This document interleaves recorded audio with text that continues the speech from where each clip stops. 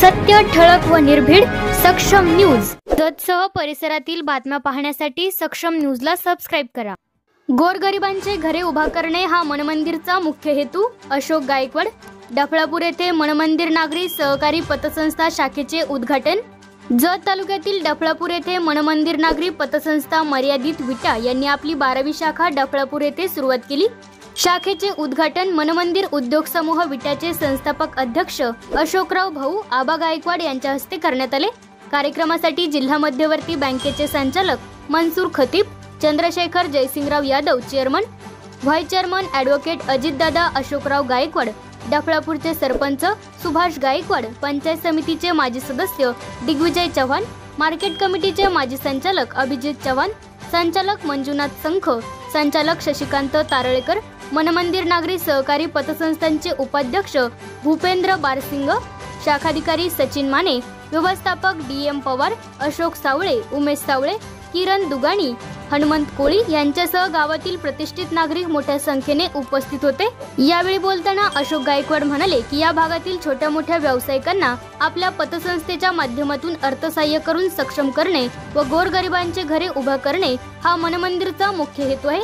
तसेच आम्ही सामान्य माणूस केंद्रबिंदू म्हणून काम करतो। बँकिंग क्षेत्रातील 42 वर्षाचा अनुभव असल्यामुळे आमच्या सर्व शाखा सक्षम आहेत। भविष्य काळामध्ये जत तालुक्यात आर्थिक सर्व गोष्टी सक्षम व्हाव्या, लोकांच्या हाताला काम मिळावे यासाठी याला अर्थकारणाची गरज असते आणि ते अर्थकारण मनमंदिरच्या माध्यमातून उभे केले जाईल। तसेच या भागातील शाखेत सर्व सोयीयुक्त सेवा देण्यास तत्पर राहू अशी ग्वाही गायकवाड यांनी दिली। संस्थापक मनमंदिर उद्योग समूह विटा डफळापूर या ठिकाणी आम्ही 12वी पतसंस्थेची शाखा आज रोजी चालू करत आहोत। पतसंस्थेच्या माध्यमातून आम्ही सर्व आधुनिक सुविधा शाखा बँकेच्या या भागामध्ये आहेत। माडगावमध्ये आमची एक शाखा आहे।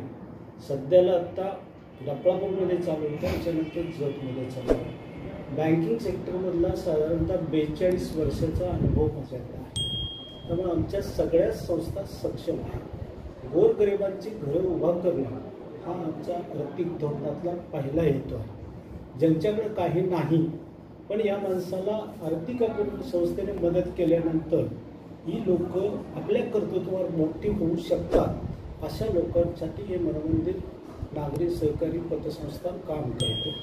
कारण श्रीमंतांना पैसे देणाऱ्या अनेक बँका तयार झाल्या, परंतु गरिबांच्यासाठी काम करणारी माणसं खूप कमी आहेत। आमचा मनमंदिरचा मूळ उद्देश आहे की गरिबांना मदत करा, त्यांना मोठं करा, त्यांना सक्षम करा, उद्योग व्यवसायातली माहिती द्या।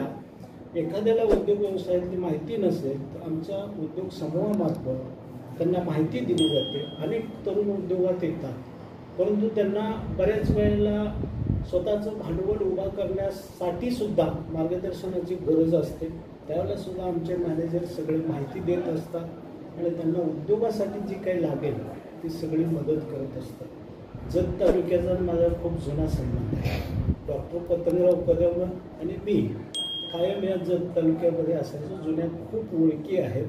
माझ्या बँकेच्या इथल्या शाखा खूप सक्षम आहेत आणि अलीकडच्या काळामध्ये माळगावला काढलेली शाखासुद्धा खूप चांगली चालली। लोकांचा प्रतिसाद, आम्ही फक्त आणि फक्त लोकांच्यासाठी काम करतो, गरिबांच्यासाठी जास्त काम करतो। श्रीमंतांना कर्ज देत नाही असं नाही आहे, त्यांनाही कर्ज देतो। आमच्या संस्थेचं लिमिट तसं खूप मोठं आहे आणि त्यामुळं भागाभागामध्ये आम्ही प्रत्येक ठिकाणी सामान्य माणूस हा केंद्रबिंदू मानून आम्ही काम करत असतो। त्यामुळे आजची ही शाखा इथं चालू केली आहे।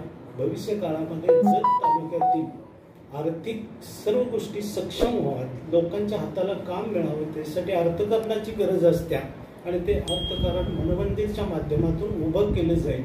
या सर्व संस्था, मनमंदिर हा उद्योग समूहच विदाऊट राजकारण असतो। राजकारणात इथं कुठलाही संबंध येत नाही, कारण लोकांच्यासाठी काम करत असताना राजकारण आम्ही कुठेही मध्ये आणत नाही आणि त्यामुळे हे संस्था सगळ्या सक्षम आहेत आणि लोकांच्या हितासाठी उभ्या केलेल्या संस्था।